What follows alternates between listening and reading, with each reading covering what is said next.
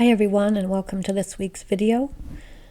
Here I have a figured maple bowl blank. It's 3x8 that I picked up at my local Rockler store. Here I'm drilling for the woodworm screw that I will use the chuck jaws around the woodworm screw with the tailstock pulled up to secure it until I make a foot.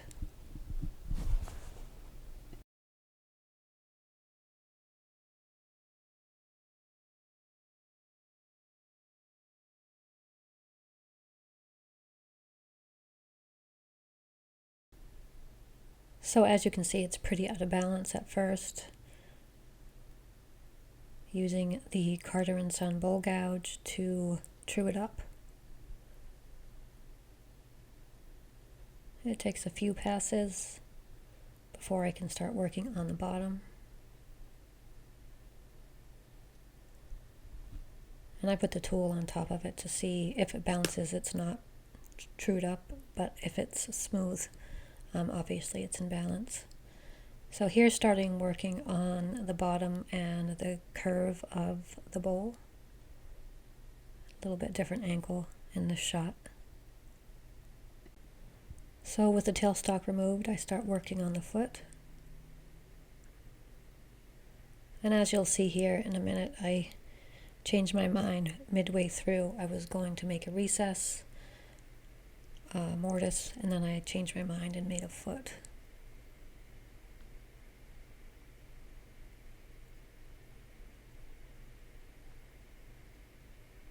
Here I'm starting what I think is going to be the recess or the mortise.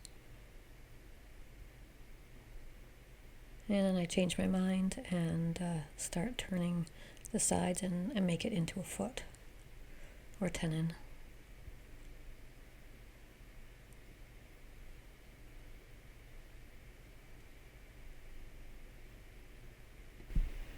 So as I mentioned earlier, this bowl blank was rated a AA.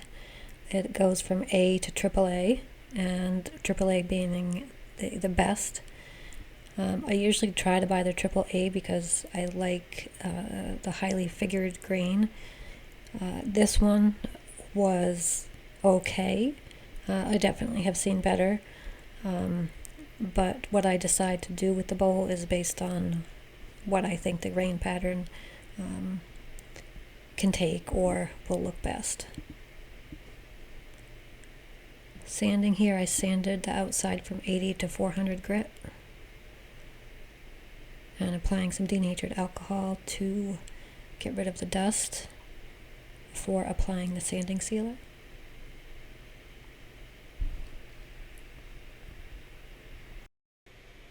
And here I'm using a pencil to start to mark out areas where I want to make beads around the rim. And there I am showing the tip of the Robert Sorby beading tool. And FYI, I will leave a link in the video description for this and all the tools I use in this video, in case you want to check them out. So there, as you can see, I've started the beads. Here what I'm doing in this shot is just making sure that they're rounded over proportionately.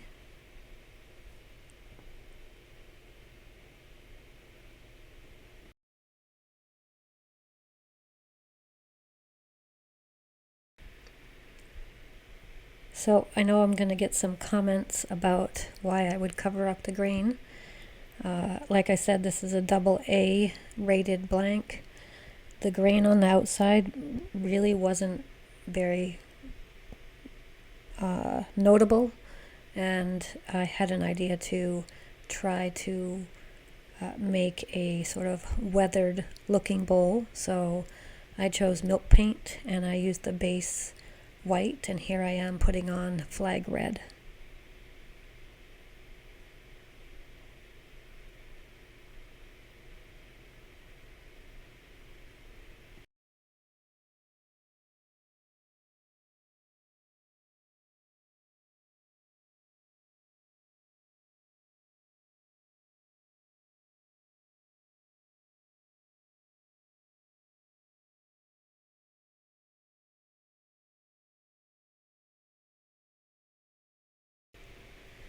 And what I'm doing here is this piece of sandpaper is 800 grit, and I'm just really smoothing out the surface of the paint.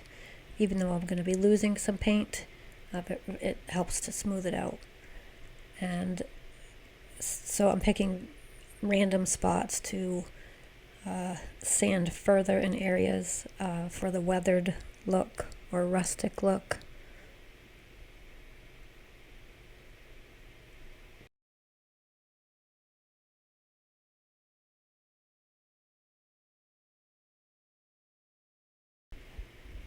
And now finally starting to hollow out the inside of the bowl, again with the Carter & Son bowl gouge.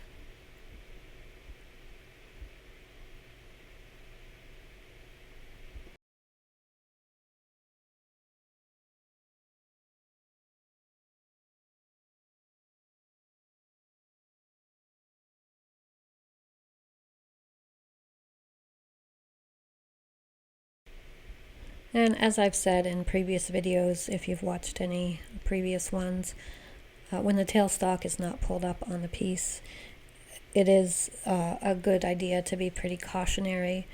I don't put too much pressure with the bowl gouge on the edge of the bowl. I have had tenons and mortises break, and the piece flies off the lathe. Luckily, knock on wood, I've never been hurt by one, but it is dangerous. So some of these passes are pretty light passes, but it's better than the piece flying off and then ruining it or getting hurt.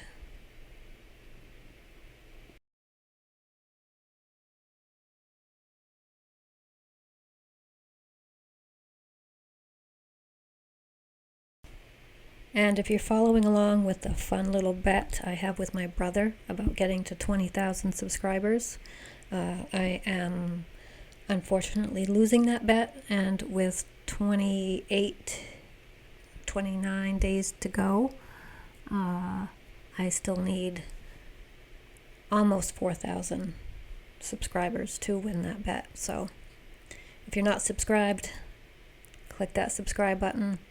If you are subscribed, thank you very much. Hit the thumbs up button so YouTube will show it to more people. Much appreciated.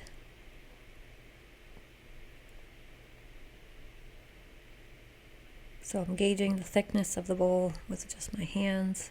Here I have the skew chisel, trying to flatten out the inside bottom a bit, making sure it's sloped appropriately.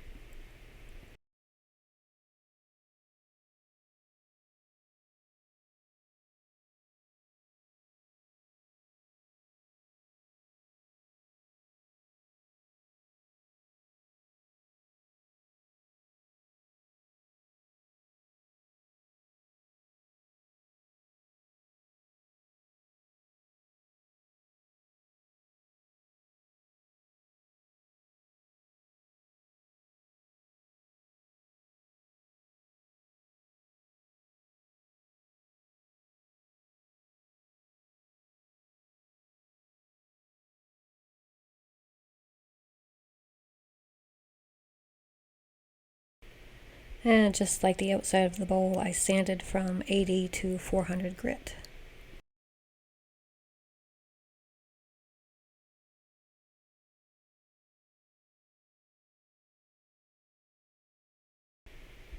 Now, I don't know how closely you've watched or seen the grain on the outside before it was painted, but the grain on the inside is much better, in my opinion anyway, than it was on the outside. So, not that I intended to paint the inside, but I was happy that it was a little bit more going on in the inside. So starting now with the Axe abrasive paste and then polishing paste.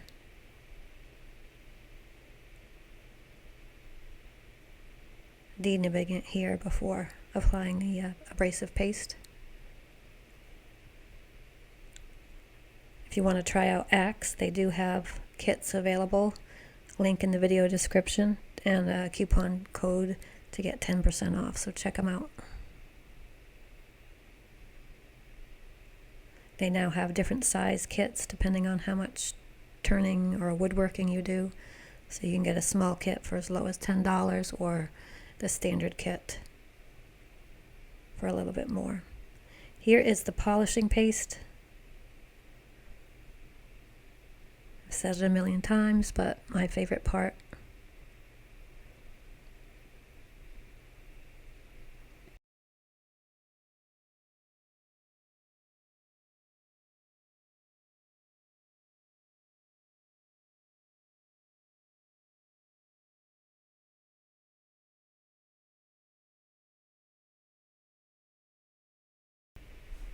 So trying something a little different here, I am using Odie's oil, which I've used before, not on a bowl, and certainly not on a painted bowl. I wanted something kind of satin or not glossy, because this is supposed to be a rustic sort of weathered bowl. So I knew that this, once cured or the excess wiped off, that it's not necessarily shiny or glossy. So that's why I went with this one. And although it looks glossy here, it's the light hitting it. The end result is not glossy at all.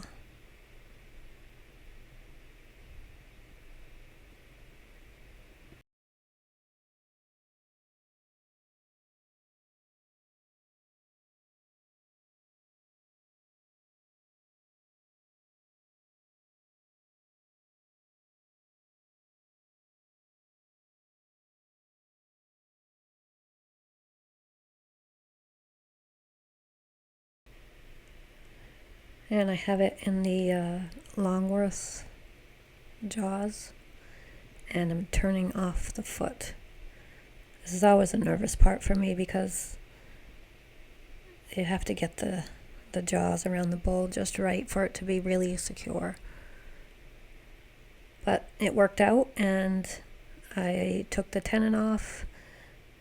I turned the bottom to be slightly sloped inward, so to be sure it sits flat, and if there's any wood movement, it's not going to be, affect that. Skew chisel here just to flatten a little bit more. And some sanding. And then I will be putting the my logo with the branding iron on while it's on the lathe, which worked out really good. It was easier this way. There's the branding iron. Link for that in the video description as well. It's purchased from somebody on Etsy. And using some 320 just to go over that a little bit before applying sanding sealer, and then that is it. I do show some close-ups here in a minute, taking it off the lathe, and then some photos at the end, so don't leave just yet, stick around.